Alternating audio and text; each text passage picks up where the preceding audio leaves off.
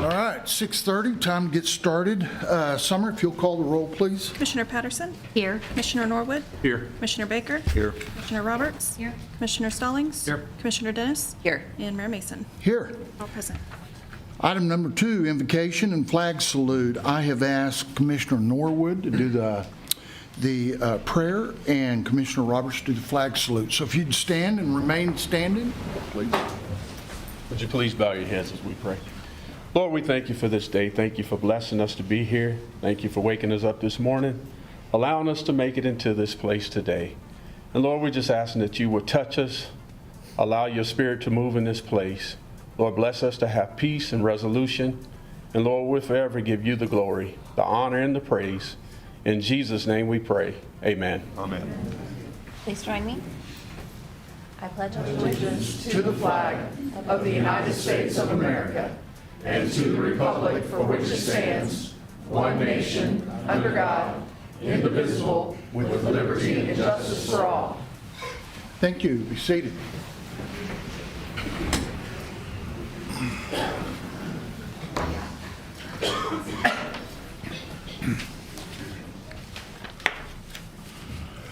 All right, item 3.1, consider approval of minutes of the regular commission meeting of December 2nd, 2025.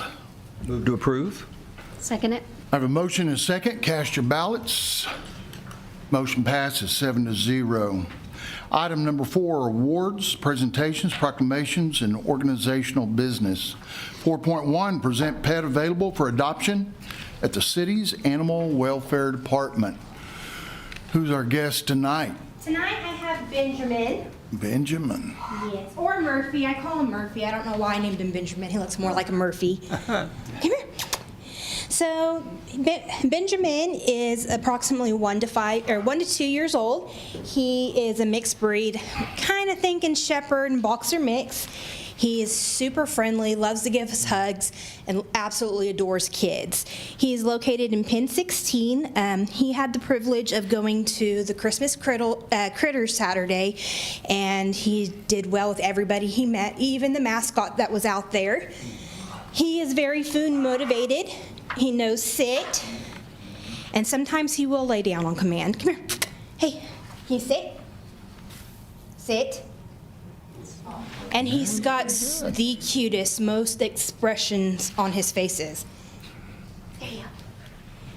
He is ready for adoption, and he is needing a good home, and he would do fantastic in any home. All right. Thank you. Okay, item 4.2, recognition of the City of Enid Employee of the Month for December. Scott? All right, Brooke and Stephanie, why don't you come on up?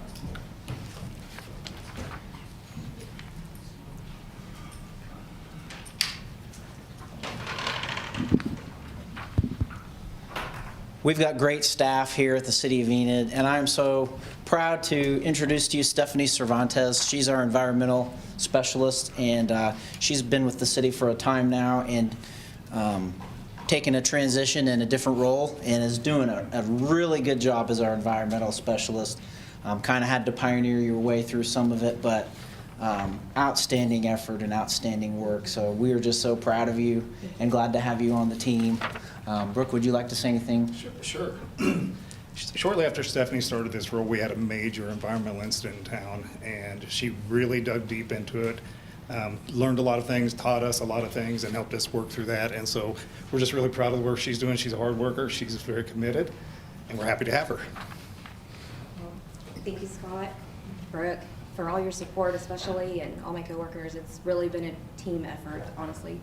And I'm just thankful to work for the city and serve my community. Very good job. Here is a December Employee of the Month plaque. It's Stephanie. That's right.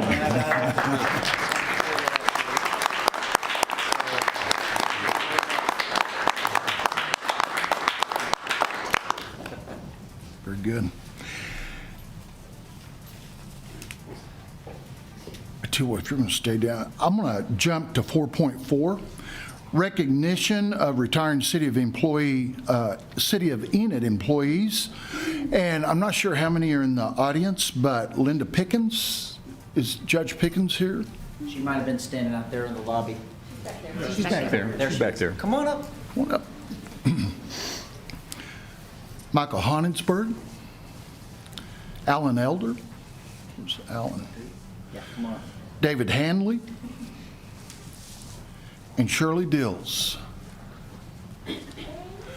All right, we'll do these one at a time. But the people that are standing in front of you, we've got 35 years served, 20 years served, 46 years served. Alan, how many for you? 34. 34 years served, and how many years have you served the city? 17. 17. Guys, that's outstanding. The amount of your life that you've dedicated to public service, the amount of time that you've done your job well. And so we're going to do these one at a time, but Linda Pickens has been a judge and sitting in this courtroom now for 35 years. Congratulations on your retirement. Here's a plaque, and here's a nice card here and some things for you. So, is there anything you'd like to say? It's been an honor and a privilege to be able to do this for 35 years. 35 years. Let's give her a round of applause.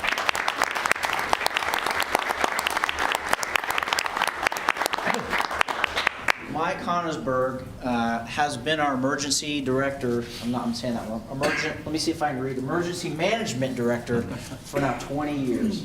So congratulations on that. What a wonderful app. What a wonderful bit of advice that you give us all when we're at some of our most vulnerable times, wondering what's going to go on, and you're there to keep us calm and help us to know what to do. And appreciate your hard work and dedication. And here's a nice plaque for you. Thank you. Thank you.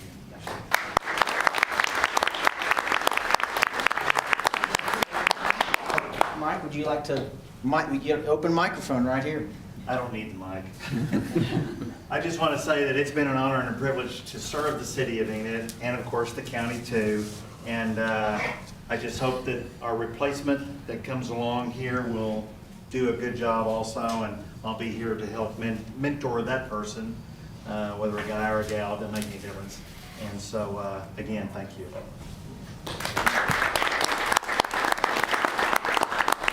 All right, next we've got Alan Elder. You guys have been working together for a while now, right? Animal welfare, and you've spent quite a long time doing that. That can be a thankless job. There's all kinds of calls and things that you have to go see and report and help with that people don't ever know about. So thank you for all of the time that you've spent and the dedication that you've given to this community. Here's a plaque for you, and thank you very much for your work.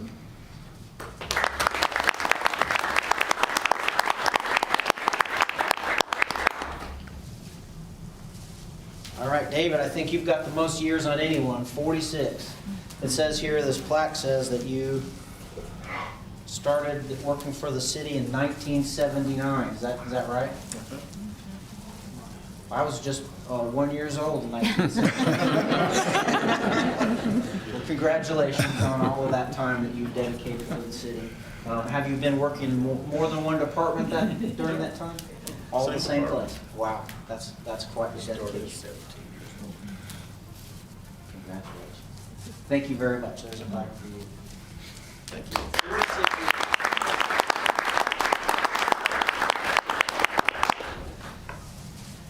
you. And last here, we've got Shirley Dills. Thank you for the 17 years that you've put in for the city. And here's a plaque for you. Thank you so much for what you've done for our city.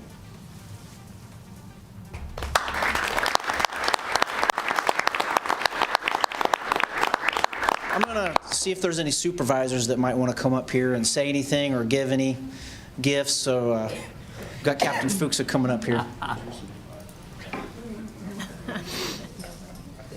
Yeah, I've had the opportunity of supervising all three of these individuals that work for the police department in essence, and they've been the epitome of dedication, and we really, really do appreciate their service and their commitment to our community, and it's really made a big difference for us. And I'm going to give David, there's a plaque for you from the department. And Alan, one for you as well. Very nice.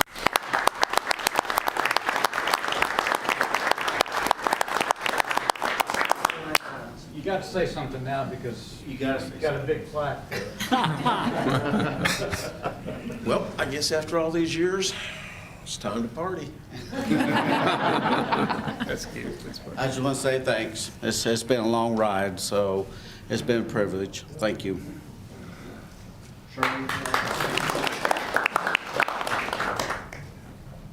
I appreciate the job that I've had, and thank everyone that I've had to put up with.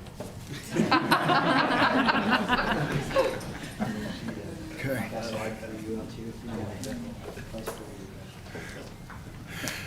Let's give these folks one more round of applause.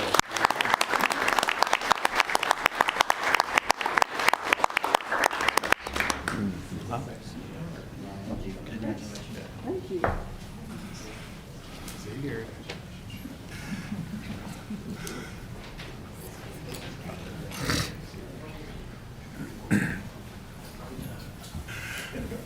That's a lot of experience we're losing, Scott. Yes, sir. All right, I'm going to back up now to 4.3, recognition, recognize retiring Enid Chamber of Commerce President and CEO John Blankenship. I did not see John here, and actually our purpose for tonight, even putting this on here, was to try to just get the word out and make sure everyone knew that there's going to be a retirement party for John on December the 18th at the Chamber between 3 and 5 o'clock.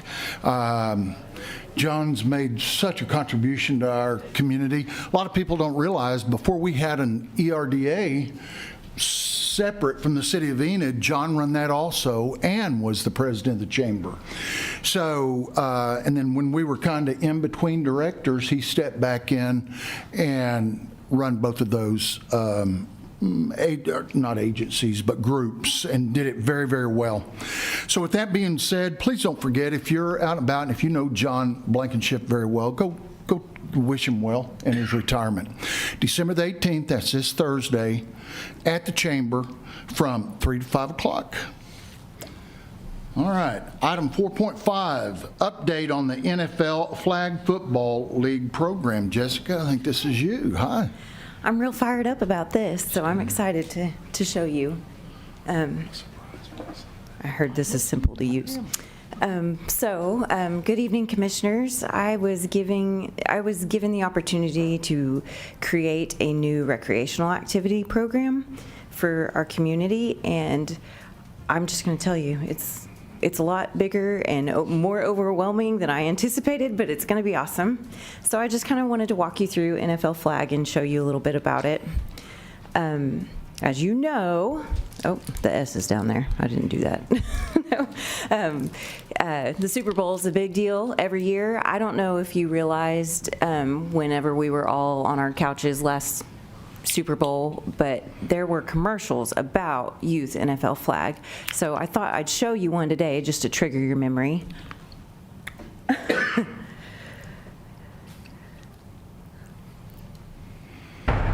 Chase something.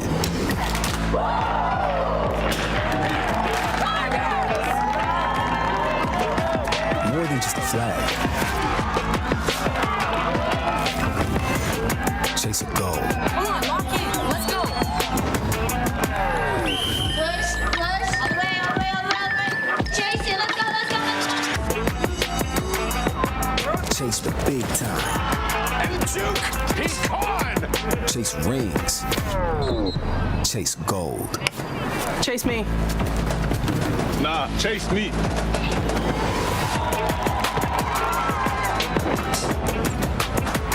Chase something. Chase being chased.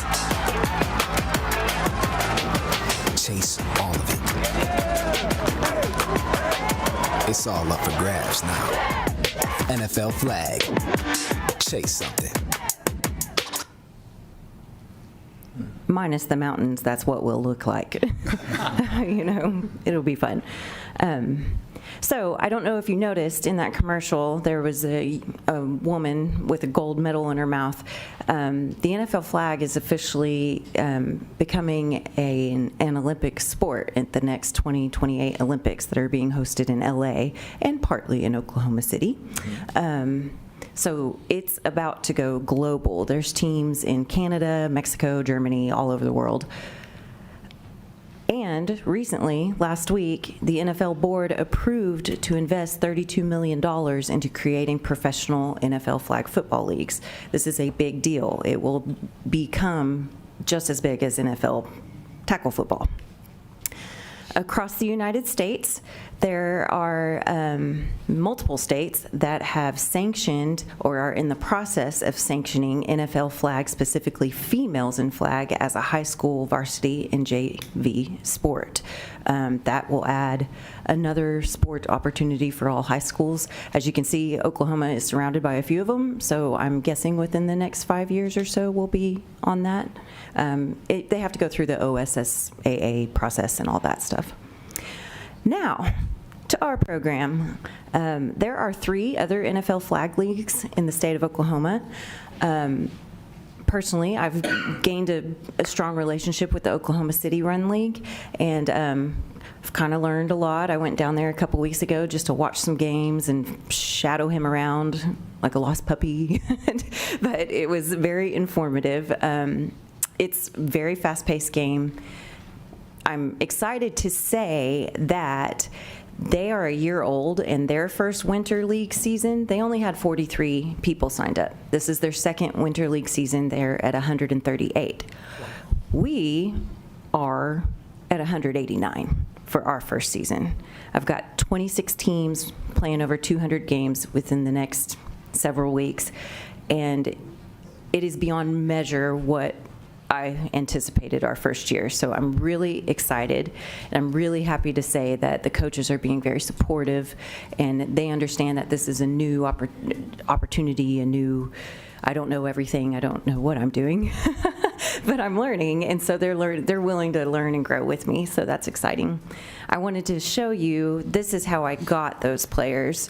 Obviously, I did radio advertising, did some Enid Buzz stuff, paid for Facebook ads, the typical, most of it was digital marketing, but we've got kids signed up not just from Enid, but I've got a whole team coming from Medford once a week, and I've got several from outlying areas. So it's exciting that the area is embracing it. I'm really pumped. I was going to say that I'm working with the Oklahoma City League that I was talking about on coming up here on January 31st. They're willing to bring 5 teams up here to compete against some of our teams. So I think that'll add a little extra competition for the local teams. These are what the jerseys look like. They're pretty cool. Registration was $75 per kid. We did offer a multi-sibling discount of $10 per additional child. Summer, I bet you're glad that's over. The jerseys were included and the flag belt. The jerseys are reversible, so it doesn't matter if I have 2 coaches in the same age group that want to be, the Chiefs. One side's at home, one side's away, so they just flip the jersey around. But the jerseys are really cool, and I think that's what most of the parents are excited about. I have hired 4 referees, and we're going through training over Christmas break. Because they are high school age kids. I have one older gentleman that I'm grateful for stepping up, but these kids are football players for their high schools, and they're willing to learn the nuances of NFL flag and be a part of this, so I'm excited for that, for them. This was our coaches meeting that we had last Monday. I've had 32 volunteers step up to coach the 26 teams. I really only had to beg for one team, so that was good. But they are, like I said, they are superb. Corey was with me at this coaches meeting. It lasted over 2 hours. Everybody was excited. They're willing to work and grow with me. They've got big ideas, and some of them are really great. So I'm looking forward to working with them this season. Games start January 10th, and they're going through Sunday, March the 1st. We'll play Saturdays and Sundays at Advanced Soccer Complex on the indoor field, because as you know, it's cold in February especially, so that we have enough room for one flag football field there, so it'll be one game at a time, and most teams are getting between 6 to 8 games. It really depends on the age group and how full it is, but yeah, I'm looking forward to it. And lastly, my next project that I'm working on, and I can't believe I'm working on another one, is spring break camp, specifically to encourage girls to come out and try the sport. As Females in Flag grows across the country, I want to kind of jump in early and get that started. And surprisingly, I do have a lot of girls signed up overall. I think I have 14. But, you know, I want more. Girl power. So keep an eye out for that. And that's all I have. Do you guys have any questions? So, no, you go ahead. I was going to say, Jessica, are there different age groups and age ranges? Yes. So we lined it up. I had people register by grade, you know. I ended up having to combine grades in order to have enough teams. But yes, I mean, kindergarten is staying in kindergarten. But first and second is combined, third and fourth, fifth and sixth, and then I have 2 7th and 8th grade teams and 1 high school age team. And they're going to play, but they're also playing against some of the Oklahoma City teams to spread out their games. Very cool. So the 14 girls, do they play on the various 26 teams that you already have? Yes. At the coaches meeting, I discussed this. I actually had in one age group enough girls to make one all-girls team. And I decided against that. I thought we'd trickle them out, and I tried to put 2 girls on any given team so they'd have a friend. And the coaches agreed. They thought, you know, it's not very fair for girls to be going up against boys all the time, but they were all willing to take on girls, and so I'm excited about it. And then hopefully after you have this camp, you'll have enough girls that will have a league that they will play in? Is that kind of the... That's the plan. Okay. But I'm starting to learn not to plan too much for myself, because then it really goes. All right, good, good. Yeah, I'm excited. If you guys want to come check out the game, I know Dane and the communications crew plan on getting some B footage to show you guys in the future, but really looking forward to it. Planning on doing a summer league on the outdoor fields, and I've already heard that it's just going to double in size for the summer, and so I'm scared. So Jessica, what I'm hearing is there's a need for the sports complex, huh? Yes, and you're never going to stop hearing that, and that's true. The sports complex, sports youth is where it's at. You know, that's what they need, and parents want to keep their kids busy, and they want to help develop their kids. I mean, finding coaches I thought was going to be extremely difficult, but there were a lot of parents, moms and dads, that stood up to accept the challenge, so that was exciting. Mm-hmm. Excellent. Other comments or questions, commissioners? Everybody? Yeah. No? Well, thank you for having me. Thanks for giving us an update. That's exciting. I know. Glad I'm to see those excited. kids playing. Thank you. Item 4.6, Call Lake Water Supply Program Financial Update. Aaron? Good evening, Mayor and Commissioners. This is again just time for our regular quarterly update. So we'll be discussing the numbers from September through November of 2025. Same slide that you've seen previously. This is the collections of the 1% sales tax since inception through this month. We have continued the trend. You can see the budget there in blue and the actual collections in orange, and each year, we have exceeded our conservative estimates of what those budgeted revenues were going to be. We have collected so far this year $5,582,316. It's actually a decrease of $742,000 from last year. Last year, we did have a one-time large anomaly. If I were to remove that from last year, the comparison would be we were up $82,747, or 1.5% trend above where we were last year in collections. And again, with being conservative, we were budgeted to bring in $5.1 million so far year to date. So we're 8% above budget so far in collections so far for this year. So we're sitting really well. Here is where all of those dollars have gone out to since we've collected them.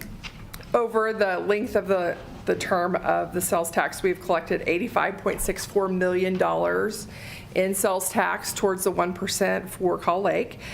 We've earned an additional $1.82 million on those funds, which brings us to $87.46 million. Of that, to date, we've spent $77.99 million in loan principal and interest and loan origination fees against 5 loans, and those are represented by everything that is up there except for the piece that's green. The piece that's green is what we have available in cash sitting in that account as of today.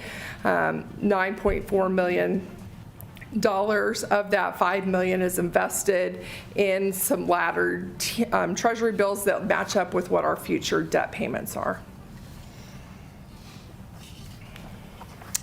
Here is a slide showing the history of the status of the loans. This is, again, the combined all 5 loans that we have taken out against this program. Overall loans and interest is $342.6 million. We have drawn 94% of that so far. We have just under 6% remaining to draw on the program. A large chunk of what we still have to draw is going to end up being retainage, and then any dollars that are left over will go to pay towards debt payments if there's anything left at the end of the program. We've fully drawn down 3 of the loans. We still have 2 loans that are open. One has $5.5 million, which is retainage on the $205 million loan, and then we have $14 million left on the 2019 loan to draw against the program. Here's the breakdown of that same slide that we just went over by each individual note. And you can see the breakdown there of the $334 million that we took out in principal and the status of the repayments of principal and interest against all of those, and showing that we have just over $300 million left to pay off. We've paid a total of 10% of the principal off as of now. Our next set of loan payments will be due in March, and that's just over $7 million that will be due in March for loan principal and interest. So we've paid off the difference between the $300 million on the right and the $334 million. Correct. So right? The amount that's listed in the principal payments, that's the principal that we've paid. We've also paid the interest and loan origination, but that principal outstanding is just the calculation from the original and minus the principal payments. Yeah, 10% paid down, and we haven't even completed the project yet. That's pretty good. Yeah. It's pretty good.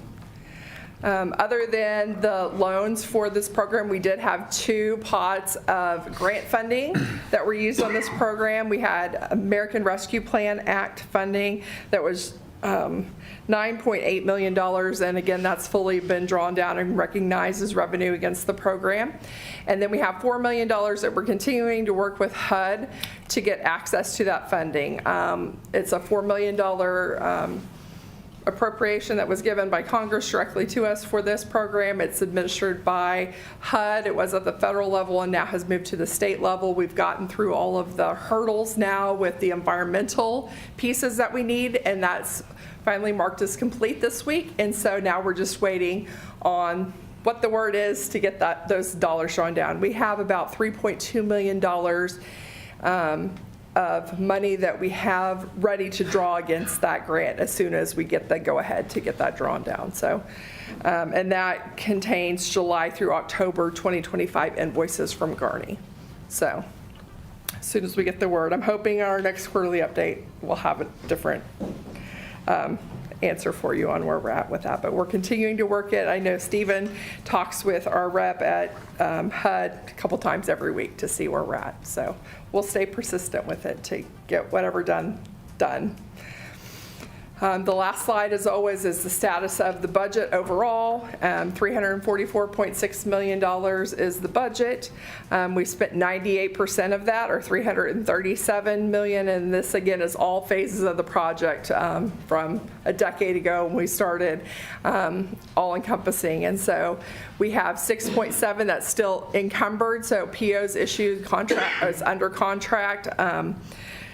6.29 million of that is to Garney, and the rest of it is to Garver and some ancillary smaller things, whether that be fiber connection, networking, materials for the lab equipment, office furniture, some other things. So we'll continue to have some additional expenditures as we work through manual startup and the automation process, which they're working on currently. So we do have $193,000 right now that has not been designated to anything, but there will be things that come up to use towards that. Again, if there's anything left of that at the end of this program, that will just go to make a debt payment against the program.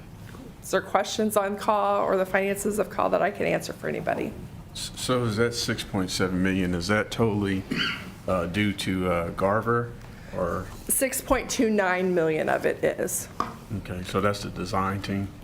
Garney, it's the construction team. Okay.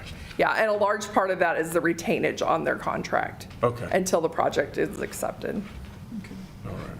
And am I correct, is it 2053 that we will pay that off completely?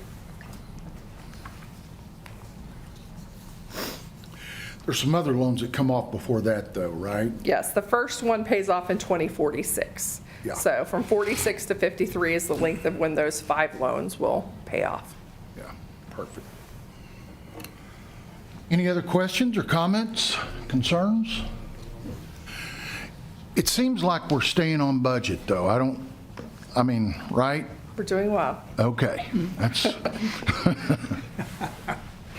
I really don't want to get to the end of this. Anyway, we'll talk about that later if we need to. Very good. All right, thank you. Thanks, Aaron. All right. Next item, item 5.1, hear an appeal from Victor Hernandez and Wendy Perez Hernandez regarding the code official's determination that 1122 North 11th Street is dilapidated and is subject to demolition pursuant to Enid Municipal Code 9-11-2 and make a determination. Scott? Good evening, Mayor and Commissioners. Here is a house that has been declared dilapidated on mine. They are appealing to you to see if the outcome will be different. This picture was taken on November 13th of this year. You can see it's not in the best condition, but this is minor as we go into the further of the house. What you're seeing on this picture here is, too far. Okay. Am I not doing this right? There it is. It's a mouse. So what you can see from this one is there's holes in the roof here. I'm not sure what this is. I can't tell if this is a hole from the satellite view or not, but there is something up there. This is the process to dilapidation. On 6/29 of 18, we did open a momentum house encasing. This was not with the current owners. This was with previous owners. On 1/16 of 19, we had a citation. A complaint was filed, closed due to the change of ownerships. And then on 12/31 of 2020, we had to close the dilapidation case due to it being sold at the county for tax sale. On 11/5 of 24, Victor and Wendy Perez Hernandez were listed as the owners. And then just a little under a year later, we did send the notice of hearing. On 11/12 of 25, we had the hearing. No representative was present, and it was determined to be dilapidated. And then 11/22 of this year, the request for appeal was made. I have not spoken with the owners in any way, shape, or form. These are pictures of the house. I will go through. If you have any questions, please stop. What you're looking at here is this is on the outside of it. You can see this window here, or lack of window. This is a window space. There's no window here. What you're looking at here is a bathroom area. The floor is gone. There's a hole in the wall, and you can see holes in the ceiling up in this area. This is an exterior view of that hole in the wall. This is of the kitchen. Not much here, just debris, but nothing major. These are just other rooms showing the difference. This is one. This picture here on the right, you can see the hole in the roof. This is a hallway leading from that kitchen area to this back room. This is a room, this is not the outside, which leads to the outside of this area. You can see the holes in the roof here and here. And then this is that back room that has no roof at all. This is the accessory structure. What I'm looking at here is the holes in the roof here. And then the foundation looks like it may have issues with this CMU block wall coming apart, and then again, the roof that is missing on this one.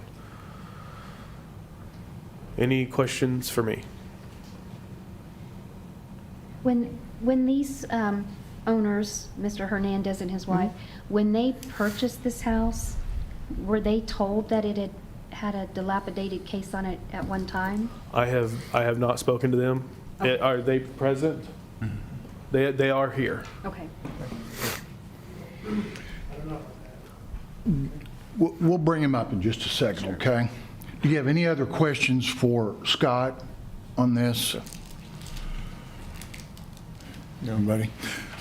All right, Scott, Mr. Hernandez, I'd invite you to come up. I'd like to hear from you. Well, when I bought a house, I bought it with the intentions to fix it, but I just got time to get into it. So it's been like 6-7 months I bought it, then,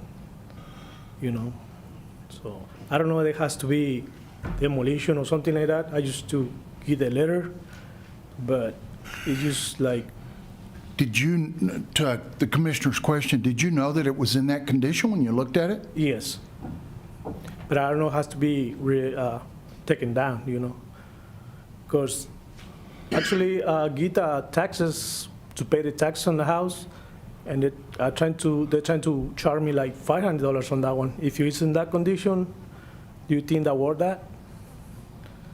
Do I think it's worth that? I mean, like I had to pay $481 for the taxes on the property. So. Yeah, I'm not going to give you advice on whether or not that was worth it or not. Yeah. I will tell you that is going to take a lot of money, a lot of money to get that thing anywhere close to done. Yeah. And based on the square footage you have there, I think you're going to be upside down if you did have more time. Yeah. But either way, I'm just, you're just telling us you just didn't have time to get it I just done. need time to get it fixed, because I can fix it, but I just need time, Well, yeah. Do you understand that's a nuisance? Yeah. There are people that live on both sides of that property. Yep. They have rights also, Yeah. right? So, I don't know. It doesn't look like you've done anything since nothing, right? Yeah, no, because it's been working slow, but. Any other go ahead. I didn't mean to cut you. Yeah, it's been, my work's been slow right now, so it's not much what I can do, but I will try to get it fixed, and, even I know it had to be done a lot of work, but I get it fixed, for sure. Any other questions? I do have one more. It says on the hearing paper that nobody attended the hearing, so Was there a reason that neither of you went to the hearing to defend what you're saying? No.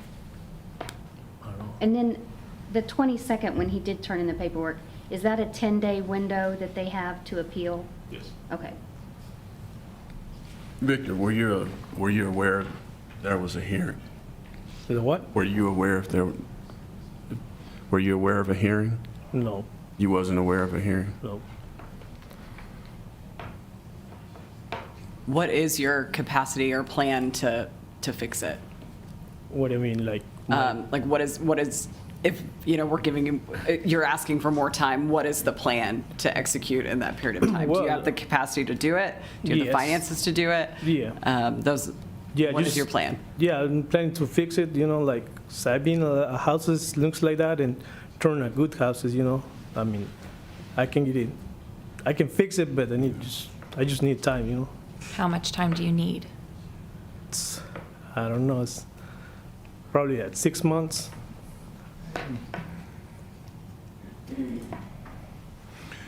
Do you have all the funds available right now to make that happen? Not right now. Yeah. So there's a good chance in 6 months it won't be fixed? I mean, if it's not fixed in 6 months, you can turn it on. Well, you have anything else you'd like to say? No. Commissioners, you have any other questions you want to ask him? Have there been any calls for, I guess, vandalism or trespassing on the property? I have not heard of any, no. It just seems pretty wide open for anyone to make camp in there. And then start a fire, because that has happened before. How long would it take you to get it dried in? Driving? Dry, to get it dried in to where it's secure? Like some windows, put some windows in and get the roof replaced? Yeah, I can get it down, like maybe next month, in a month or so. In about a month, you could get it dried in, get the windows put in and secure the doors on it? Put the roof on it too. Put the roof on it in about a month? Yeah, month and a half, somewhere around there.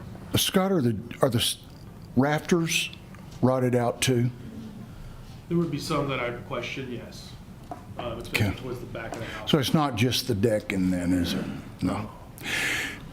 So if someone got in there and started a fire at night and burned up the house next to it, do you have the funds to pay for their house? No. You understand though, that's your responsibility. You own the property. Yeah. So I'm gonna ask one more question. How long would it take you to get like general liability or some type of insurance put on the property? Could you get some insurance put on that property to where it's insured? Yeah. Yeah, I had to go to there to see if I can get insurance on that one. If I can get insurance, like, it's not gonna be a problem.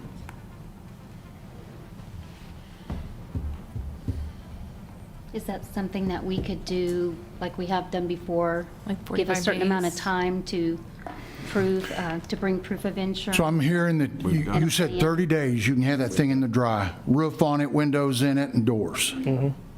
Yep. 30 days. I can get secured, yeah. Okay. All right. In 30 days, I want to bring this back, and I want to see photographs of all that. All right. Okay. Sounds good. And if we could, Scott, can you give him a list of what we just discussed tonight so that he'll be able to meet those So there's standards? no confusion. Right. We want him, we need a list. Dried in? Dried in, yeah. Roof, windows, doors, and insurance on the property. I would like to ask Commissioner Stallings, because you have the engineering background, is that possible in that amount of time? Yeah. Okay. Yeah. I mean, I know he can do it, so. Yep. All right. So I'll look for a motion to table. I think we'll probably just table this, won't we? Do we need to put a time frame on it of the 30 days or just table? Table it for you 30 can days. table Bring it. it back on, January 7th. what would be the second meeting in January? Yeah, January 22nd. January 22nd? Okay, move to table for 30 days and bring it back on January 22nd. Okay. Second. The condition. On the conditions. That the work we've specified has been done. With insurance. And with insurance Have as well. insurance on it. Okay. Okay. I very second. good. Oh, let's see. I've got a motion. Do I have a second? Second. Have a second. All those in favor, cast your ballots. Motion passes 7-0. All right, very good.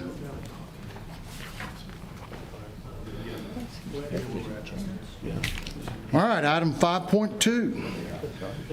First of all, consider removal from the table and taking action on an appeal from Rick Simpson regarding the code official's determination that 228 East Randolph Avenue is dilapidated and is subject to demolition pursuant to Enum Municipal Code 9-11-2.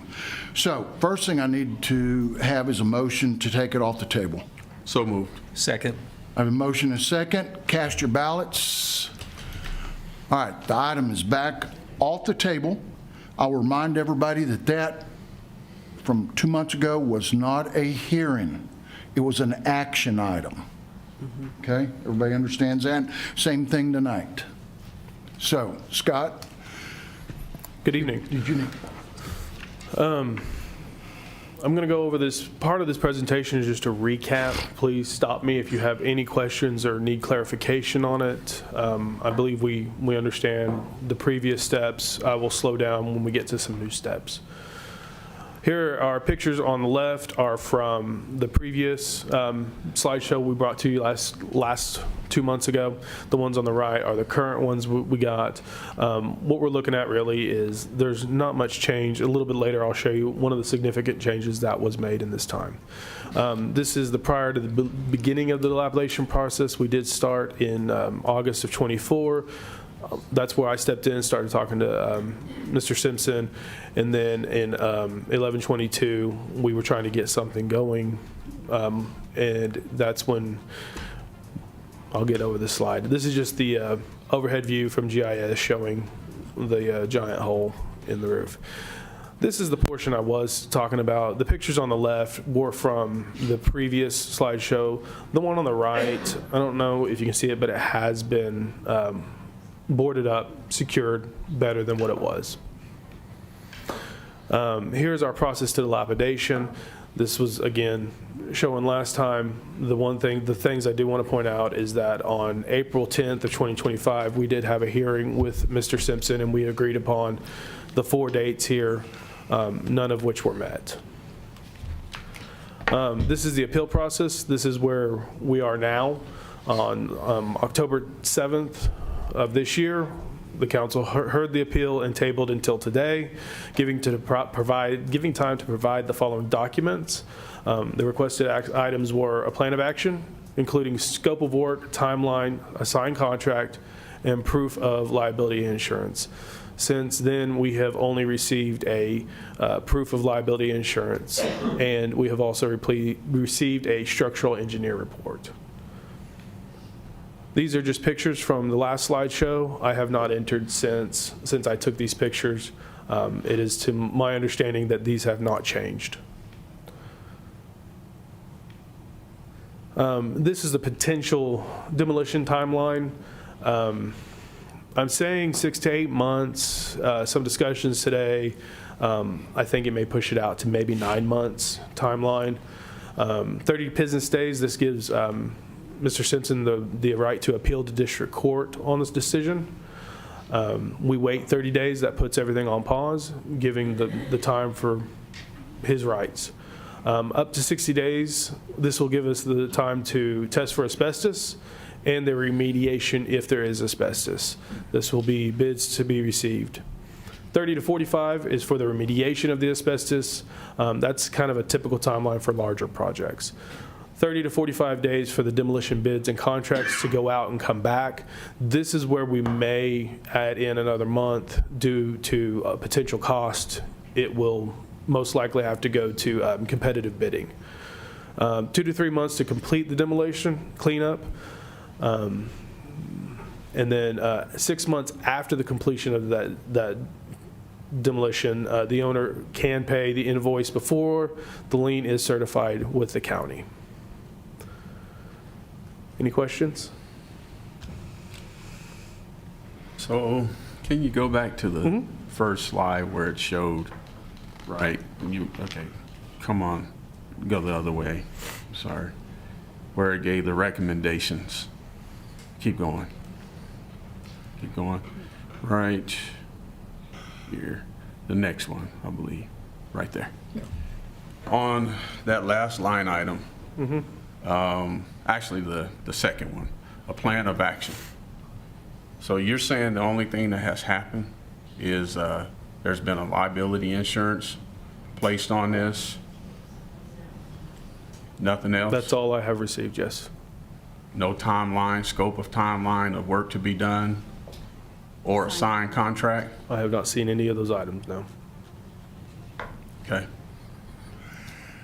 Scott, I've got a couple questions. This right here, this report, Yes, sir. that wasn't prepared by us or your team, right? No, sir. It's a company out of Kansas.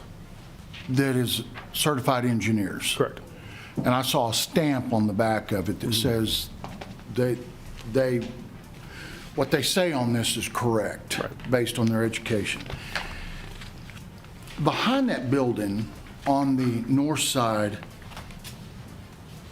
is the playground for Leonardo's back there, Adventure Quest. What is that distance from the back of this building to that property? I believe it is a 10-foot alley. A 10-foot alley. How tall are those walls? It's a 3-story building, so I'm not sure off the top of my head how tall it is, but I'm going to say Okay. 25 foot. That's what I was thinking, 25, 30. Okay. So when I go in here and I read on page 7 on this report, the existing multi-width masonry walls, this is from the engineer, walls require lateral support or wall shoring as it is unbraced at each building level, all 3 building levels. Due to the loss of bracing at the roof and floor levels, these walls are currently unstable and pose a risk of partial or full collapse. If that back wall collapsed, would it go over onto that playground? If it fell to the north, there's a good chance. Okay. That's the only question I have. Who hired this company to do this engineering report? I would assume Mr. Simpson. Okay, I didn't know, so, It was outside of staff. okay. Any other questions for Scott before I go on? And you're going to stick around, I know. Yes, sir. Please. Okay, at this time, I've got a few people that want to speak. I want to start with Cole, if that's all right. Cole Ream, would you like to speak? Sure. Cole, if you would, read in, state your name, your address, so that we... Cole Ream, 900 West Maple. First of all, I'd like to thank the commission for giving Mr. Simpson a little additional time here. To answer some questions that some of you may have, so first of all, Hutton, the engineer firm, was hired by Mr. Simpson. He did pay for that report. Marcy Mack through RDA was able to connect all of us. We've also talked to a local vendor, which is Raphael Jackson with Jackson Civil. Frankly, the report that we received back from Hutton would be, what do we need to do to make it an absolutely perfect as-new 2026 building? So when we went back and talked to, and Raphael had been along with us throughout the first of the process, so when we talked to Scott, what do we need to do to address the code violations? Drying it in, securing the wall, securing the roof, closing in that garage door that was in that picture, and closing in the windows. And so the determination was made that perhaps a better option for the building would be to notch it out, where it is in fact dilapidated, take that entire part of that structure out. We're not just going to put a roof on it, we're just going to cut that whole cancerous part out. I know you had expressed concerns about liability, and so part of the process was when Mr. Simpson renewed his liability policy, he also named the city of Enid as an additional insured on that to also protect city property and protect the city in and of itself. So there has been some pictures that were provided where Mr. Simpson had started doing some cleanup in between all this process. So we had also reached out to Jackson Civil for an additional bid. And frankly, we just ran out of time. I thank you all for giving us additional time, but we Did he give you a bid? I sent a 4-page report to Scott and Gerald that outlined it and gave a number, but it was more of an estimate than an actual bid. And so we just didn't have enough time to get that broke down. He didn't get his numbers from his subs that he needs. And so that's what I have is what Scott and Gerald got, so. So there has been some effort made. It's just taken longer than I thought. Your suggestion of moving it to tonight would give us plenty of time, and we just flat out didn't get all the numbers we needed. Can I just jump in with a question? Absolutely. Scott, this is for you. So if we went ahead and denied the appeal tonight, but yet they came up with a bid from Jackson that they could sign off on down the pike in the next 30 to 45 days, we then would be able to stop the process, correct? If I had a timeline and they stuck to that timeline, I would have no reason to call for the demolition of the building, correct? Okay. Hey, you said it was just that corner. Whenever I go through this report, they do talk about the northeast corner, but then they also talk about the whole east end of the north wall of the building is bulging 3 to 4 inches. So that's not just the one spot. Then it goes to the next one. The north side of the building, it talks about how roof decking on the north side was observed to be rotting, actively allowing moisture intrusion. It goes on to say, as a result, structural members below the roof, including decking and joists on the first through third floors, exhibit localized rot, moisture damage, and were noted to be damp upon touching. So we're talking about more area than just that. It goes on, it talks about the west side and the issue. So, and like on the west side, I mean, there's this column right here, a concrete column down in the basement that is coming apart at the bottom because of water. All the rebars come out of it, right? Maybe that particular, I can't see from this far away, but that particular column may actually go completely away when that's notched out, so. Okay, but it's not just the northeast corner is what I'm saying. No, but according to this report. What we are here for is we have an open roof, we have open windows, and we had an open garage door. Those were the complaints.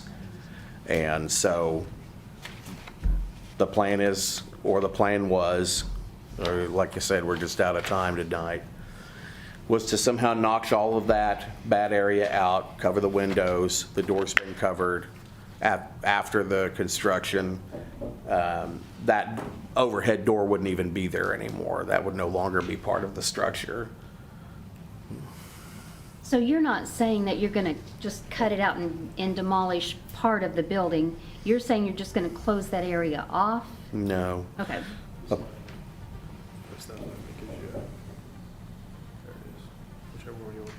Okay.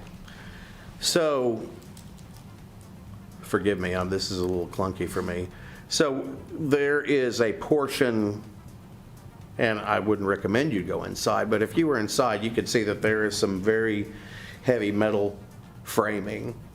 And so we can take out this entire thing right here and remove it like a bad limb. So that whole thing is gone and go back to where we have stronger structure, and I'm not in any way, shape, or form denying what Hutton says. But what I'm trying to say is we eliminate some problems by just completely eliminating that whole entire area. But it does say in here, as he was saying, even on the west side, rot and deterioration were observed. These wood columns will need to be repaired or replaced because there is a risk of collapse in that area. That's on the west side. Well, and I think you could spend the money on that if you wanted to, instead of spending it on the big hole. But again, for purposes of tonight, the request was mitigate the hole, mitigate the windows, and mitigate the open garage door. And so that's where the scope of focus was. But keep in mind, We could Cole, the ask whole purpose everybody- of this is for public safety. Yes, and if we have a back wall that could collapse on that playground, we have, the chances of that happening are probably pretty slim. Okay. So, all right. Okay. How soon could we come up with it? Could you all come up with a contract? so I think if I get final numbers from Jackson Civil, then I can have that discussion with Mr. Simpson. Is that who you all pretty much plan on going with? He has looked at other alternatives, but again, I'm out of time, so all I was trying to do was simply try to save another building, so.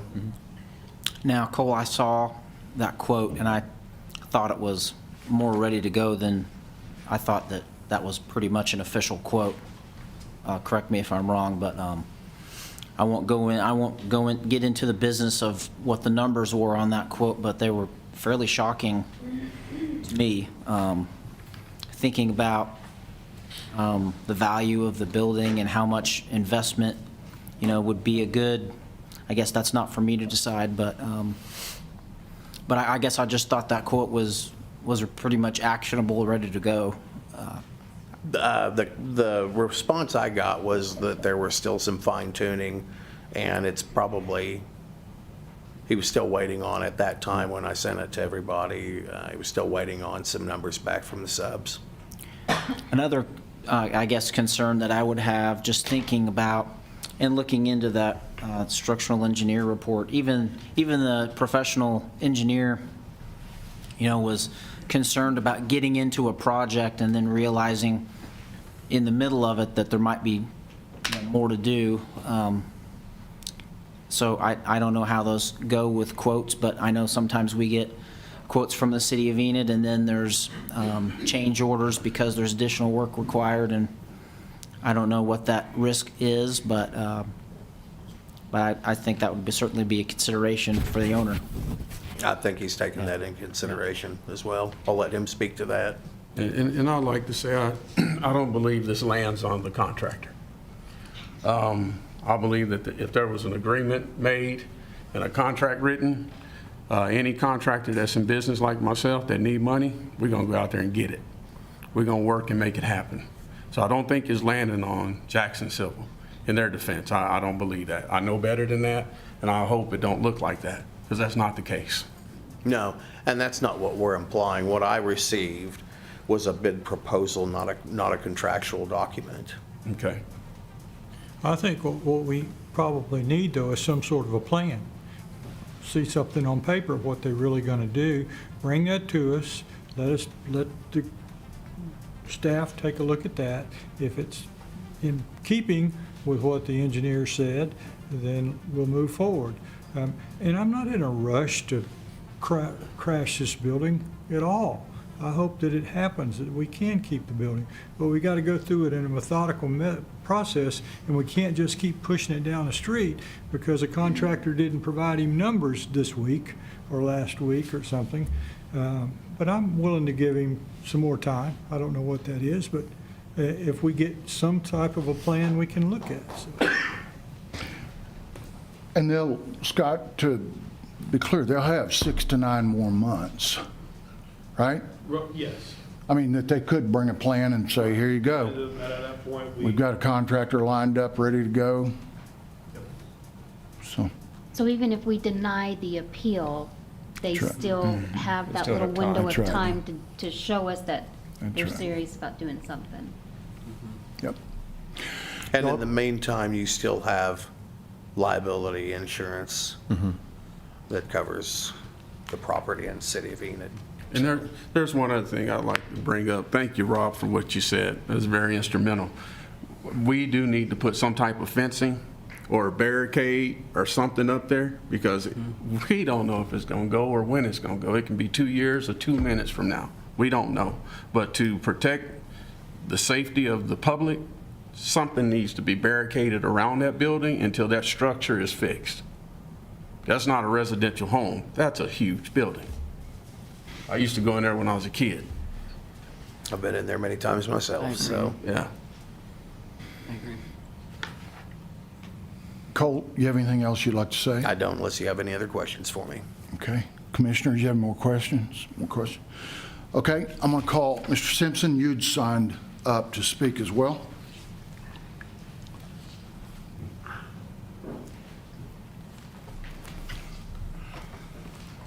Terrible to be an old cowboy. Go ahead first. Thank you, guys. I appreciate the discussion. Since the last meeting, we took down 10 feet of that roof. We took out 60 yards of debris.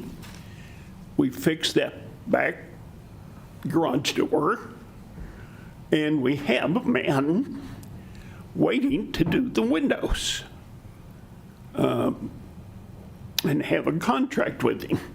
But we can't do the windows if we don't know if the building's not going to be there. So that's why we're waiting on the windows. We could have had a signed contract by now, but I can't, in good faith, sign a contract with some company if the money's not there. So what slowed us down was, of course, the government being shut down, and we could not get grants. We had 3 companies, foundations, lined up for grants, but it's going to be after the first of the year before they can consider it. So that's why we haven't really attacked it on a major basis, because the money's not there. And I will not sign a contract with anybody knowing the money's not there.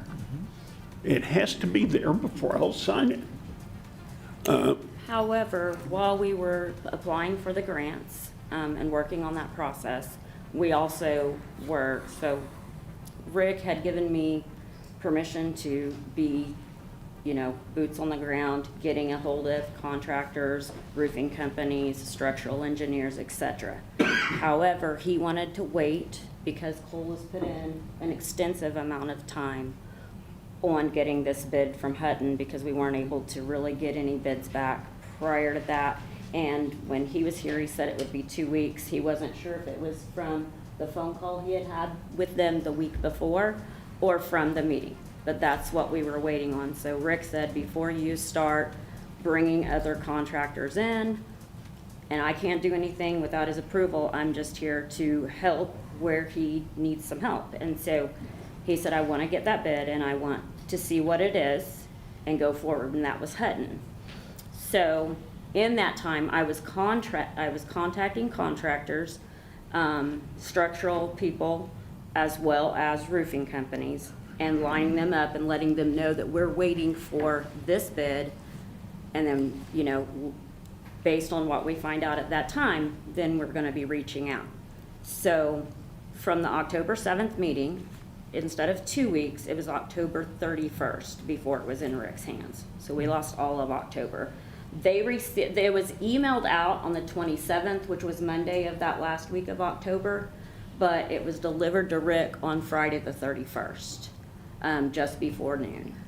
So we lost all of October to be able to contact, so we know how long it took us to get that bid, you know, and then even they told him 2 weeks, and yet we burned up a month trying to get that in for us to have that in front of us.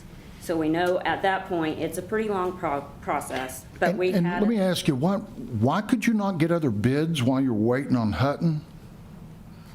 I mean, why could you not? We'd signed up with them first. And I thought it's fair, Well, but They were hired and paid to provide that report. they Okay. didn't just come in as a contractor saying, here, we're gonna look at this, we're gonna take all the measurements, et cetera, and bring you back a bid. They were actually hired, and then, like I said, they've been paid to do this job, one. Two, he feels like Cole's put a lot of time in prior to that point. And I want to tell you right off the bat, I'm very grateful for the extension that you gave. I understand your concerns, but Rick, you know, and you guys did give him guidelines, and those weren't met. And I talked with you after the meeting, and I told you, and I briefly touched on it here after the meeting during my 1 minute. Prior to the Facebook post, we as a family were not aware of the condition of what was back in the warehouse portion. So I promised you that night that I was going to work tirelessly, and I have every single day either been working all day on grants or all day in contact with contractors, working on getting the one bid, the other bid that we have back. It's been a long and very diligently worked process. We have two more bids, not the one that you had brought up, that we're waiting on. They fell short of this deadline. One has told us he believes he can have us the bid next week, but we didn't make this deadline.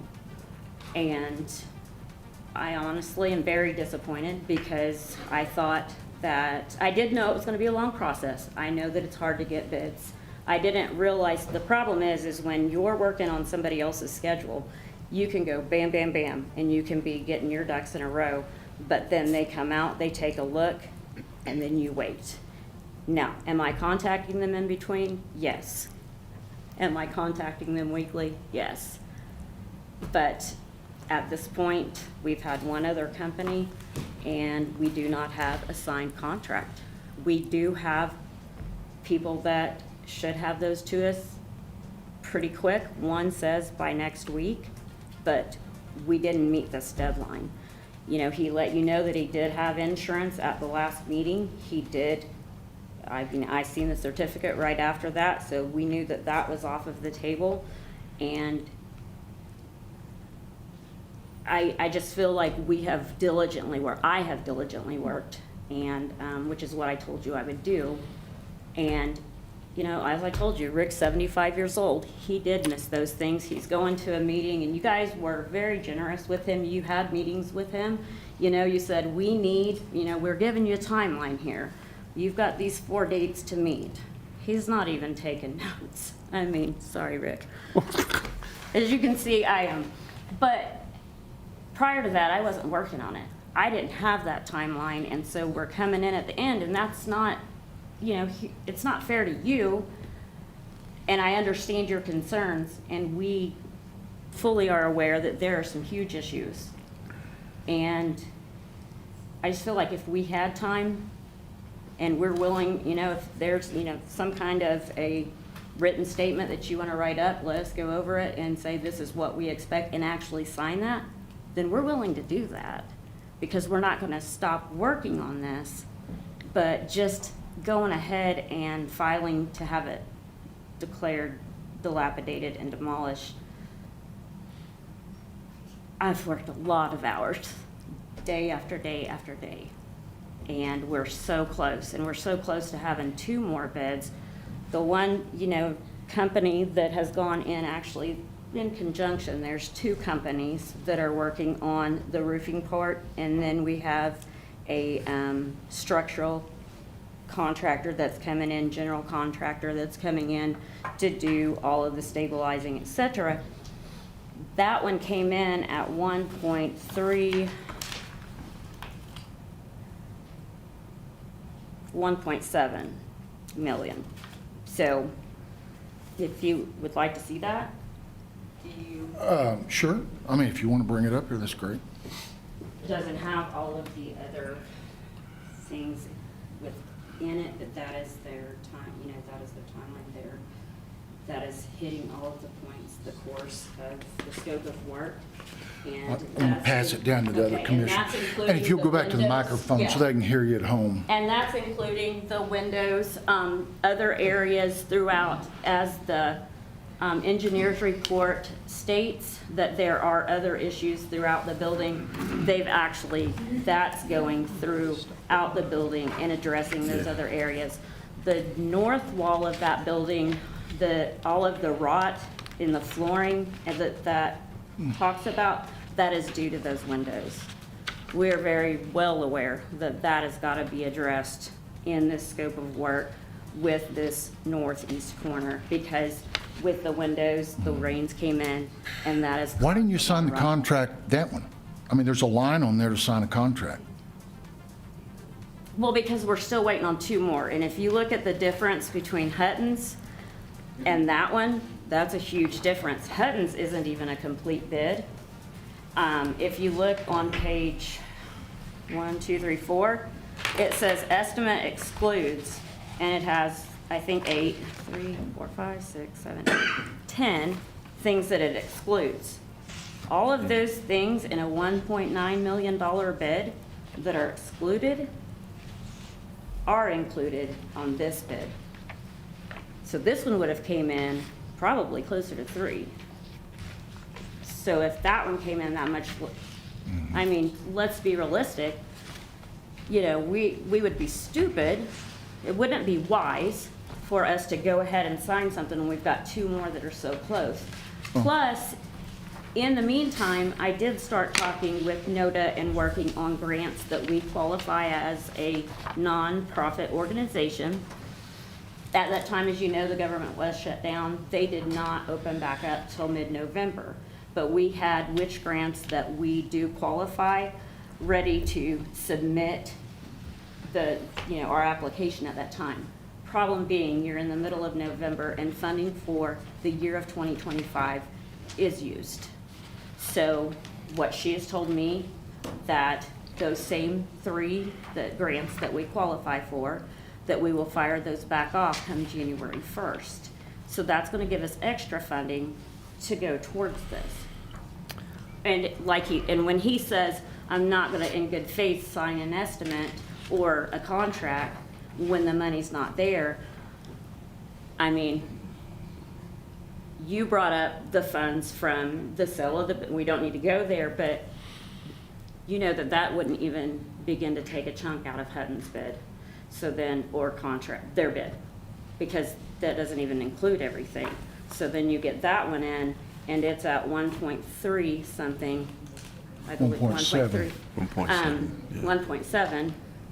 When you get that in, was it 1.7 total? Yeah, I think so. Okay, so you get that one in, there's a huge difference. So then we're looking to just see, they may come in higher, and this may be our best option, but at least we have our options in front of us. Plus, there's been a lot of work put into those. But you would also agree that, and I've learned this through our grant writer, you are not guaranteed grants, Absolutely. right? Because you apply for them.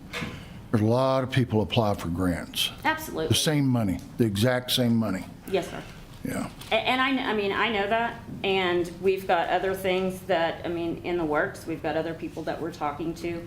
There are other things that we're working on. And you know what? When we get that back, we may not be where we think that we're going to be. But at least at that time, we've weighed out all of our options. We've got those other 2 bids in. We see what we've got in front of us. And we maybe we'll even know at that point if we are approved for those grants. If not, the other things that we're working on, we're going to continue to keep working on as far as funding goes. Well, and even if the appeal would be denied tonight, with the time frame we're looking at, as you talk about, and I'm like you, I don't want to sign a damn contract if I don't have the money to pay for it. But I think if, say, within 30, 60, 75 days, the funding comes through and you have the money, we reach out to City Code and halt the process and give you time to prove that you can do the work. So, I mean, I think the option is still open, regardless of what we decide tonight. There's nothing I'd love to see more than you guys come back and say, we got the money, we're ready to rock. My concern with the funding, as far as like the grants, you're saying that you're going to reapply come January 1st. Resubmit, yes.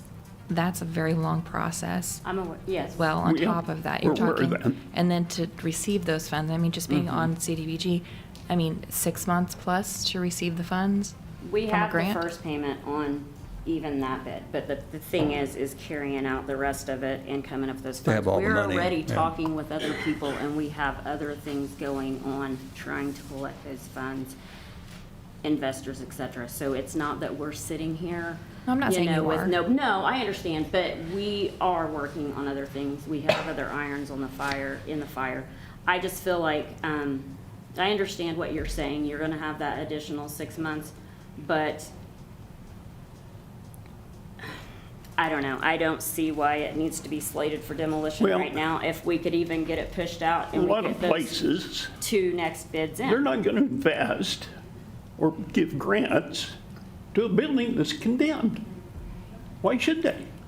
Can I ask you a question on that? Yes, sir. Are you registered with the Oklahoma Historical Preservation Society? No, sir. If you get registered with that, can you? Well- Can they get registered? Yeah, and to be clear, it's already condemned. This is an appeal.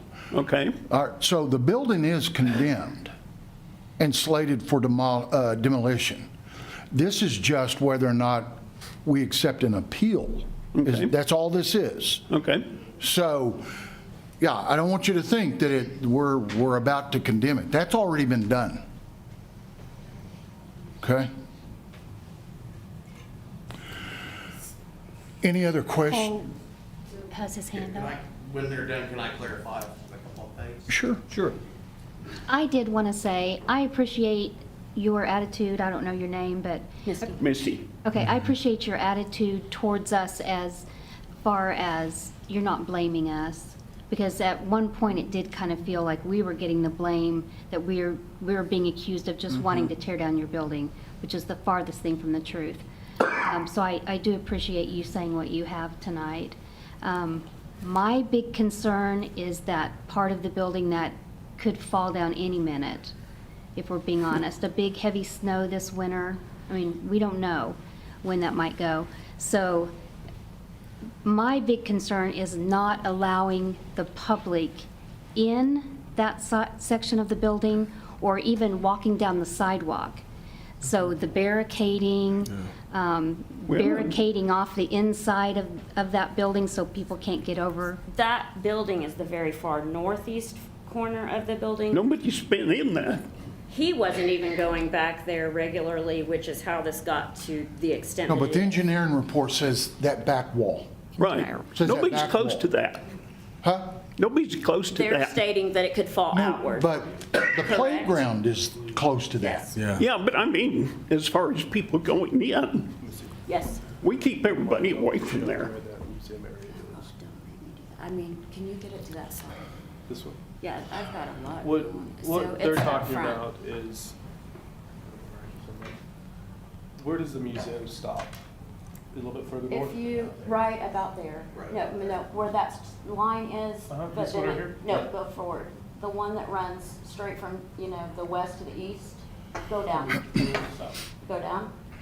It runs all the way and then, right there. This one right here? So that is, correct? Mm-hmm. That is the museum right there. And then doesn't it occupy this area also? Yes, so the whole front, east to west, is the museum. I just wanted to help clarify. Thank you very much. To that point, though, I mean, I've taken a personal call for a homeless complaint from Leonardo's, from someone being in between, Mr. Simpson's building and Leonardo's.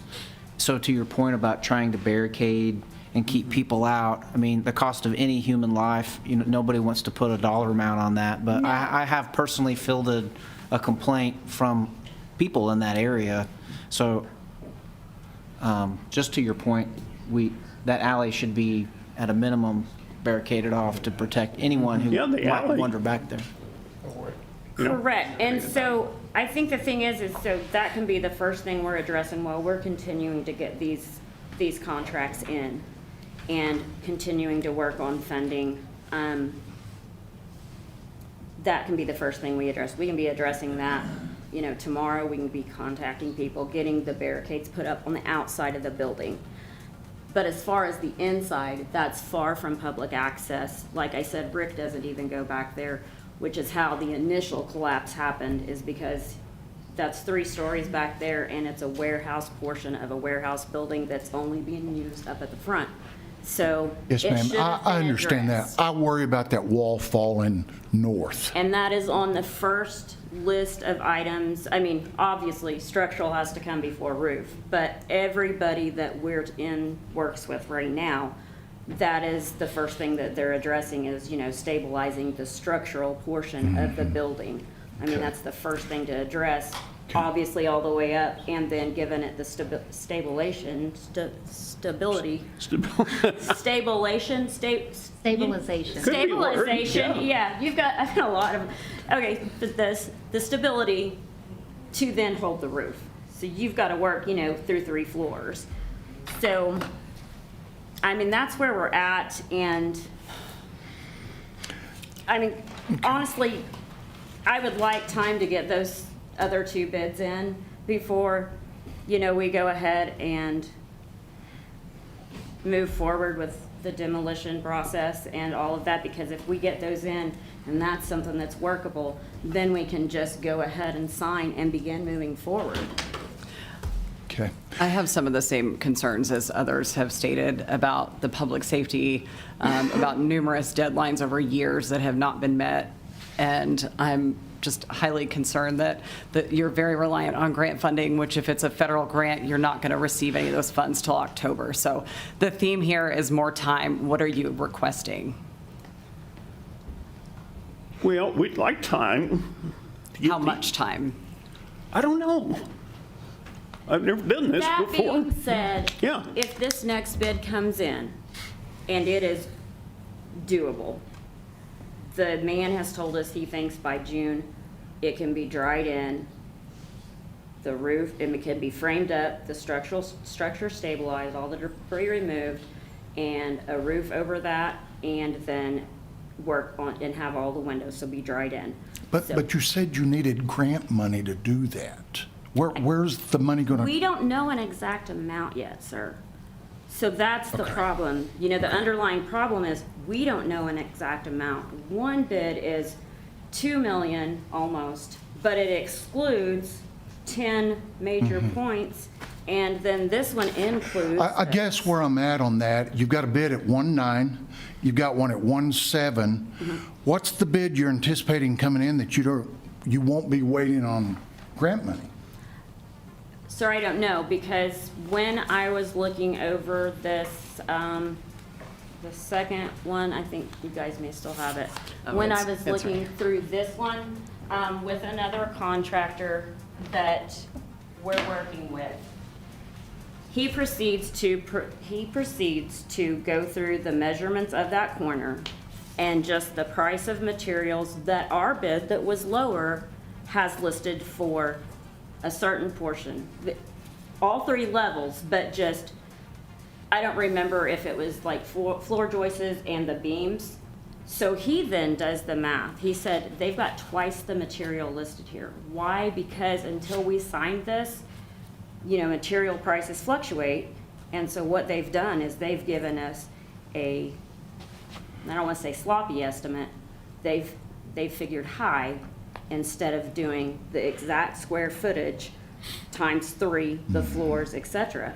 And so what I'm anticipating is that when we get this last structural, we have 2, but that one specifically, that's going to take that structural portion down a pretty large sum, because he gave me some rough estimates while he was talking to me. They're not firm because he's got to do everything, the full extent. And it was huge. How much are you willing to spend before you would say, nope, we're not going to do this? It's hard to say, frankly, because this thing, people look at it here in town as their museum. It's free to get in. Anybody of any income can bring their kids, whether they can afford to or not, because it's free. So what's that worth for people of Enid to have somewhere to go? I mean, so it's hard. Well, what I was asking basically was just, are these bids completely out of the realm where Depends if on that's the only bids you get? Depends on the funding. Okay. I didn't hear what you said. Depends on the funding. Depends on the grant fund. Right. Yeah. Well, and the other things that we have in the works. But Saying that you don't get the grant funding, do you have the ability to secure funding that would be enough to cover? Working on it. that's the thing. When I say other irons in the fire or other avenues that we are also working on other things besides just the grants. And we're working diligently on that as well as the contracts. We're not just working on one thing, we're going in several different directions to cover the full scope and the the things that you have asked for.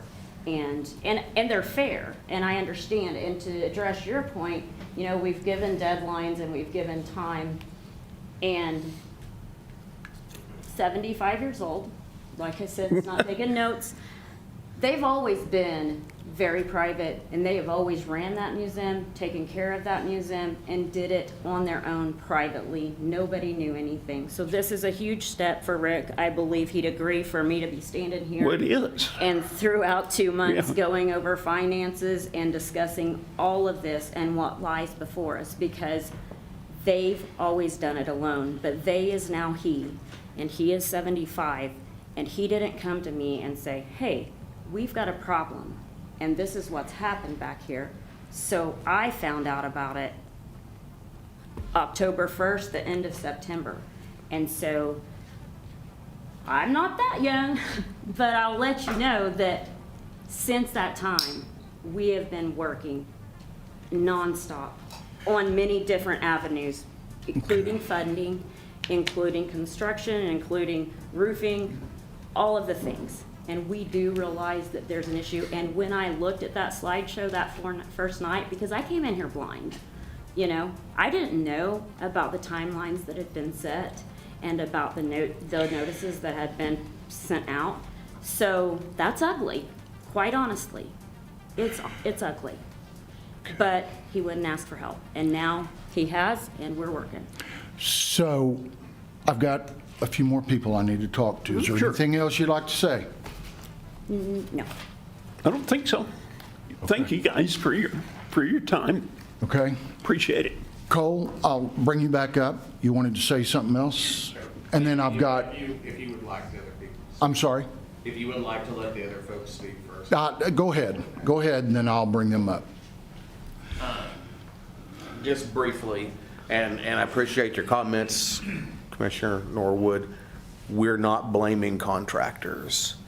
I want you to understand that. We're not blaming them for they didn't get it in time. I just don't want the public to I have that don't perspective. want anybody, exactly, I don't want anybody to think. We know that, Cole. I know That you we know are me. not blaming this person or the people you're talking to for not having something signed tonight. It's just a matter of the wheel turning. And so certainly not blaming them. So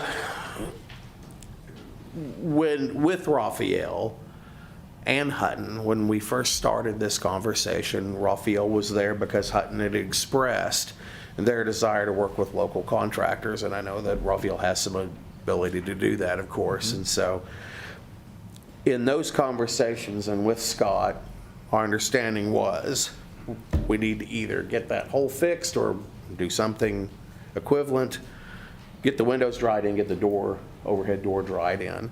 That is the scope at which Mr. Jackson is looking at. We're not addressing the other issues because when the code violations that triggered the condemnation were whole roof, open windows, and so on and so forth.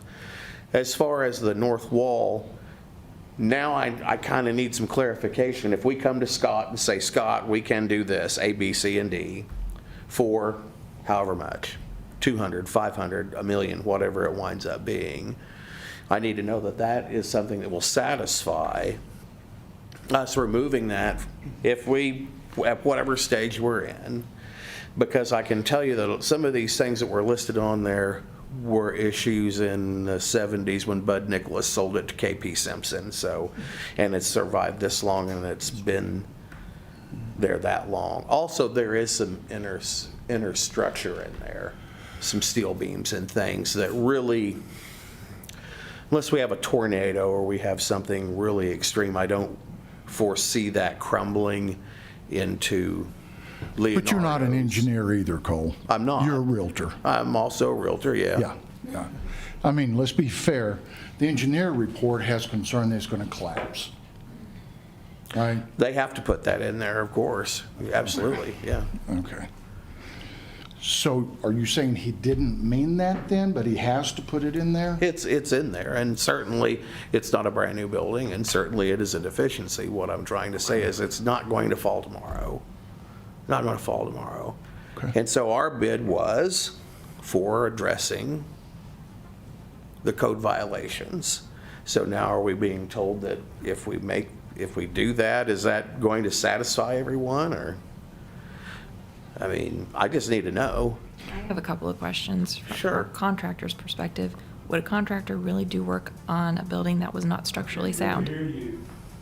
I apologize. Would a contractor do work on a structure that's not structurally sound, first off?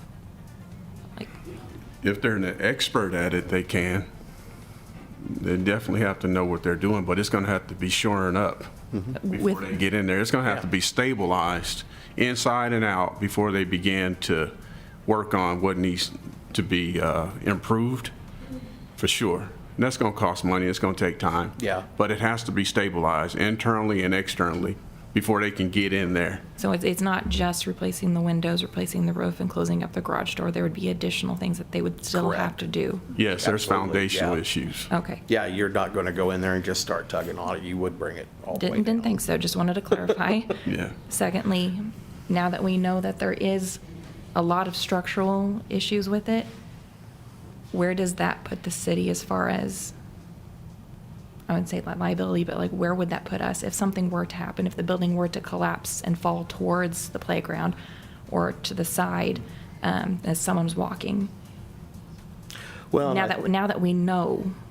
yeah, I think part of that was the request was to block off the alleyway, which I think you could do. And all I'm doing is simply here to address the code issues that were brought up originally. And so it is your decision if I there's- understand that part. It's just, it's saying like, we see the face surface issue, Right. but now that we've dug in deep, now we know that there's a problem with the root. So, once you cut that part out, then you can start working on shoring the rest of that up. Yeah. It's a stage, it's like baking a cake.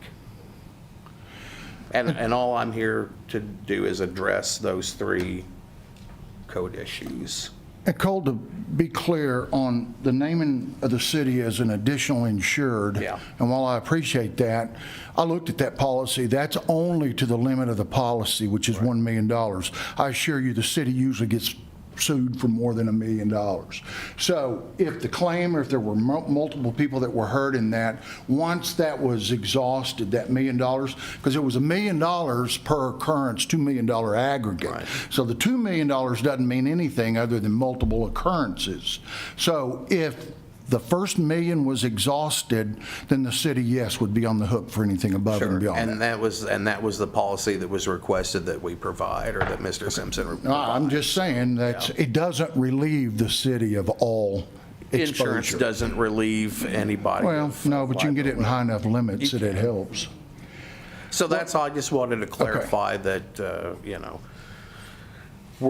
my part of it was to look at just addressing those 3 issues and using the people that we thought we could get done. Thank you for your time. Okay, thank you.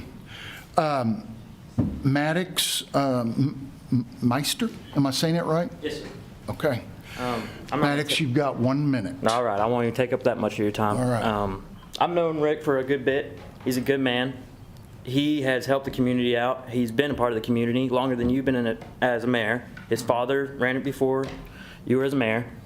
And I've seen my mom, Misty Meister, work hard, tirelessly through the nights trying to figure things out. And I also know, and I'm not the smartest on anything, but I do know it takes time for grants, for money, and to figure these things out. And I think personally that why are we taking down buildings, and you say it's a public safety problem, when I've seen different buildings have public safety, roads that need filled, all these things. I know that building right there was in the news not too long ago about how one side of it had bricks falling off or whatnot. Thank you. I'm just saying there's other things that could be pointed out. And you saying public safety, I've seen him work on it. I've seen them work on it. I also know that man is 75 years old and has had other things going on than just that is personal, and I will not get into because that is his privacy. A home and land that we purchased. Yeah, a home and a land that they purchased that I also know that you mentioned in the last debate in speech or whatnot. Thank you, sir. Yeah, Thank you. I bet. I would. I've got Tristan Estes. Okay, come on up. State your name and your address, please. Tristan Nestor, 16132 West Highway 412, Lahoma, Oklahoma. Okay. Oh, I was just waiting for them to say go. No, My name's you're good. Tristan. Go ahead. I've been working with multiple of the contractors and engineers to look at the building. I've been there with them. They're not really that worried about that back wall falling down anytime soon. It is a possibility in the future if it is not stabilized, but it is not going to fall tomorrow. We are working on it. We're getting more and more bids. We've had engineers look at it, and I went in with the engineers to look at it. So, I mean, we're trying to take care of it as diligently as we can. Just, we need more time. So, that's all I've got to say. Is that I am here and I'm trying to work on it, but it's just, I didn't come in until the 1st of November to work on it. So, yeah, because we were waiting on the other bids to make sure where they were. Okay. So, I've had engineers come in and everything else, so. All right, very Thank you. good, thank you. Commissioners, you have any other comments, questions? You got one. Got a hand up. Yes, sir, you didn't sign up, but if you want, I'll give you 1 minute, sir. My name is Milton Mitchell. I live 3621 Antelope Drive. And I have seen the city spend a lot of money on projects. And this is a historical place that shouldn't just be demolished and destroyed because of that much damage. And I think if you give them an opportunity, I think they could probably straighten out the corner, and then you could probably get people to help with this particular project. And even though I know grants are long in coming, but this museum has contributed a tremendous amount to this community. And I don't think it should be just discarded. And I know it's been time. I just found out about this today. And so I came. And I think that it's important for us to, thank you too. Thank you. But I still think it's really important for you to give them consideration and not just discard it. Thank you, thank you. All right. I do have a comment. I just want to remind the public that this started in 2010. So this isn't like we just came around the corner and said, hey, look, there's a hole in the building, let's tear it down. 2010 is when this started and when accommodations could have been being made. And it's come to this point, and now we want to make it act like we're the bullies, and it's just not that way, so. And I understand, Misty, you're not saying that. Yeah, we're not going to start speaking from the audience. I'm not going to do that. I've given everybody as much time as you've asked for. So with that being said, I'm going to look for a motion. I'll make a motion that the appeal is denied. Second. I have a motion and a second. Please cast your ballots. Motion passes 7-0. The appeal is denied. So, next item. Item 6.1. 6.1, consider an ordinance amending the Enid Municipal Code 2024, Title II, entitled Finance and Taxation. Chapter 6, entitled Fee Structure. Article B, entitled Business-Related Fees, Section 2-6B-8, entitled Food Services Establishments, to amend the license fee for mobile food vendors and eliminate license types. Title 3, entitled Business of License Regulations, Chapter 3, entitled Food Service Establishments, Section 3-3-2, entitled Definitions, to add new and amend existing definition of terms. Title 3, entitled Business and License Regulations, Chapter 3, entitled Food Services Establishments, Section 3-3-5, entitled License Terms Expiration, to eliminate mobile food vendor license types. Title 3, entitled Business and License Regulations, Chapter 3, entitled Food Services Establishments, Section 3-3-12, entitled Mobile Food Vendors, to amend license application requirements for mobile food vendors and mobile food vendor food courts, amend authorized locations, and amend regulations and restrictions for mobile food vendors to address public health and safety risk not inconsistent with state regulations of mobile food vendors, providing for repealer, savings clause, severability, state law references, and codification. You made that hard, didn't you, when you wrote it? She worked at that. I'm telling you. All right, Melissa, go ahead. Thank you. Good evening, Mayor, Board of Commissioners. Thank you for letting me talk about this again. If you'll recall, on December 2nd, the study session, I gave a presentation about some of the state regulations that have now been passed that will govern primarily food trucks in Oklahoma. The ordinance that we've presented to you will, as you heard the mayor read, it will change our code so that it's consistent with the state regulations. There are some changes to definitions to make sure that those are consistent also with the same definitions in state legislation. I will tell you that the ordinance that was presented to you during the study session has been amended somewhat. So after we presented that to you, I was able to meet internally with several departments, the city clerk's office, the code department, and talk about the logistics. So we've changed it a little bit. We've streamlined it a little more from what was originally presented. There will now be one type of license. That will be an annual license for all food trucks that come into the state. There will not be any single day license. We thought that that would be a little bit easier, less work for all of us if someone's coming in for one day compared to applying for a license to come back for several different events or be a permanent business for our community. It will be one license. The fee that we would request is a $35 fee annually. That is comparable to other municipalities. I believe Norman has a $50 annual fee. There are some that have comparable fees. So that would be the one-time fee. That would be a change from $75 to $35 for an annual license. What we would request is they provide us proof of their state license. proof of all inspections by the state fire marshal. They would give us proof of tax coverage, state tax license, and then they would give us a list of all the locations that they anticipate operating so that we would have that on file in case there are any complaints that come in, and the code department can evaluate those and make any investigations that are necessary.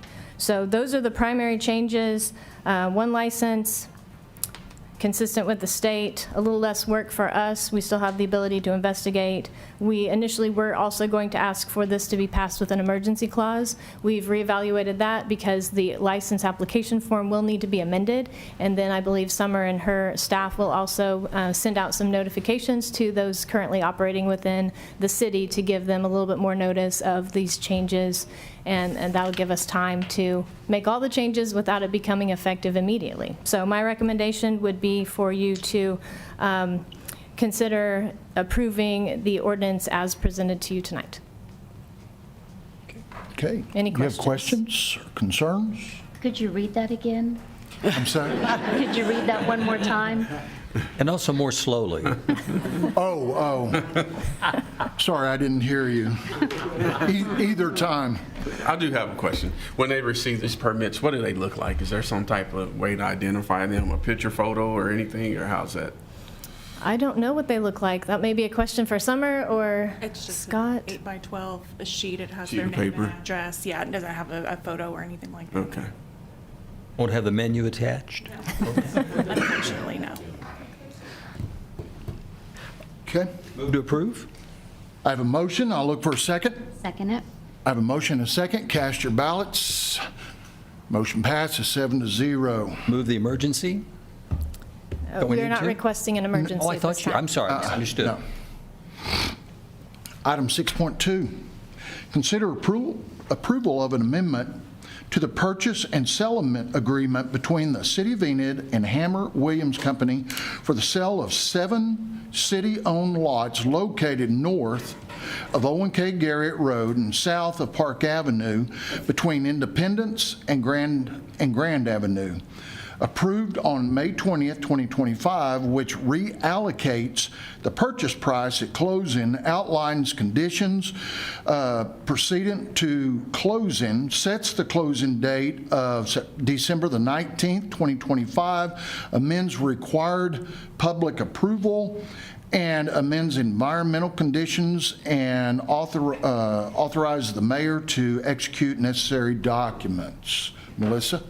Thank you. So you all have previously approved this agreement, the purchase and sale agreement between the City of Enid and Hammer Williams Company. This is for the downtown properties, the 2 lots that will be developed, and then a portion of it donated back to the city with the proposed plan of an amphitheater to be built on one of the lots. So this agreement, it's a lot of words that you heard the mayor say, a lot of different legal terms. Essentially, we are requesting that this be approved so that the sale will go through and closing can occur before the end of 2025. There is a December 19th date listed in the agreement. There is also some language that allows the parties to make a few amendments to the conditions, but there are several conditions with the title company, all the things that are required with the property to be finalized, including also the replatting of that property, all those things to be filed prior to the closing, and for the parties to be able to make some agreements and change some things before the end of the year. But this would be necessary for us to move that closing up and complete that for a lot of the work to be started. They want to close before the end of the year, is what they're trying to do. So, Move for approval of this agreement. I have a motion Second. and a second. Cast your ballots. Motion passes 7-0. Item number 7, paying the bills, consent. Move to approve consent items. Second. I have a motion and a second. Please cast your ballots. Motion passes 7-0. Item number 8, recess convene as the Enid Municipal Authority. All trustees are present of the Enid Municipal Authority's regular meeting. Item 10.1, consider approval of the purchase of a new BOMAG BC I want to say that again just because it's fun to say. BOMAG BC 773 RB-5 compactor for the City of Enid landfill from Yellow House Machinery, Enid, Oklahoma, in the amount of $988,228, utilizing Sourcewell Purchasing Contract Number 060122-BA, and authorize the mayor to execute necessary documents. Yes, sir. Good evening, Mayor. Brooke? Just a few words. This is a compactor for the landfill. This is a piece of equipment that we use to properly compact the trash so we can fit more into each cell. It's something that we already have one. It's worn out, so we've got to replace it. These compactors are the heart of a landfill, and if you don't have a compactor, you don't have a good landfill. I mean, it's a necessity. Yeah. How many compactors do we have at the landfill?